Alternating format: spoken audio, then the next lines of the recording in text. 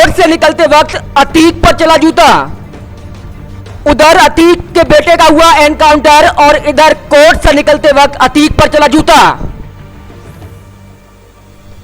Court से police को मिली 7 दिन की रिमांड। अतीक अहमद के बेटे असद का हुआ एनकाउंटर, सीएम योगी ने अधिकारी समेत पूरी टीम की है तारीफ।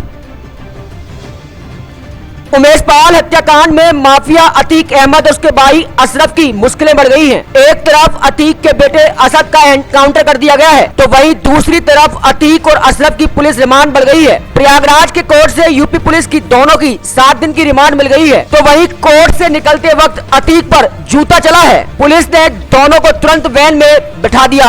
7 दिन की पुलिस रिमांड मिलने के बाद दोनों भाई उमेश पाल हत्याकांड की साजिश से जुड़े सारे राज उगलवाए जाएंगे। जिस समय उमेश पाल की हत्या हुई उस वक्त अतीक और अशरफ जेल में थे।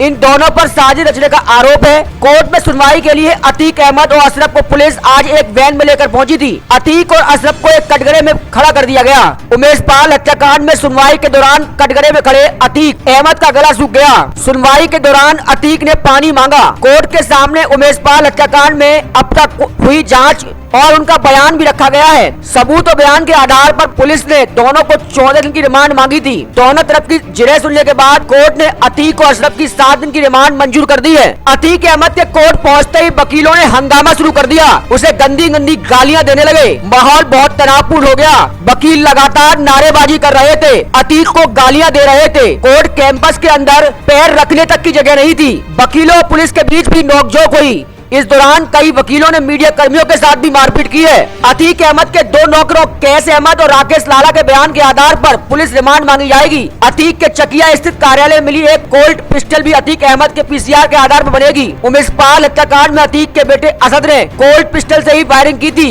इससे पहले अतीक अहमद की तबीयत बिगड़ गई। 2 डॉक्टरों ने अतीक अहमद का चेकअप भी किया। अतीक अहमद का बीपी काफी बढ़ा हुआ था। अतीक अहमद को बीपी की दवाई दी गई। डॉक्टरों ने बताया बहुत गर्मी लगने की वजह से बेरक में अतीक केवल 2 घंटे ही सो पाया है। जिस वक्त अतीक का काफिला साबरमती से प्रयाग के रास्ते था, उसी वक्त बरेली जेल से अतीक के भाई अशरफ को लेकर यूपी पुलिस प्रयागराज ला रही थी। अतीक शाम करीब 6 बजे प्रयागराज पहुंचा जब अशरफ कल शाम के करीब 7:30 बजे नैनी जेल पहुंच चुका था। बेशक दोनों भाई अलग अलग जेल में बंद हैं। पुलिस ने कोर्ट से दोनों की रिमांड लेने की कोशिश की ताकि रिमांड पर पूछताछ कर उमेश पाल मर्डर के गुनाहगारों को सजा दिलाई जाए। 24 फरवरी को प्रयागराज के धूमनगंज इलाके में बीएसपी विधायक राजू पाल की हत्या के गवाह उमेश पाल की उसी के घर के सामने सनसनीखेज तरीके से हत्या कर दी गई थी। माफिया अतीक अहमद के बेटे असद अहमद और उसके साथी गुलाम के एनकाउंटर में ढेर होने पर यूपी के सीएम योगी आदित्यनाथ ने कानून व्यवस्था को लेकर अहम बैठक की। साथ ही उन्होंने एनकाउंटर करने वाली टीम की तारीफ भी की है। यूपी सीएमओ की तरफ से मिली जानकारी के अनुसार पूर्व सांसद अतीक अहमद के बेटे असद और उसके सहयोगी के एनकाउंटर के बाद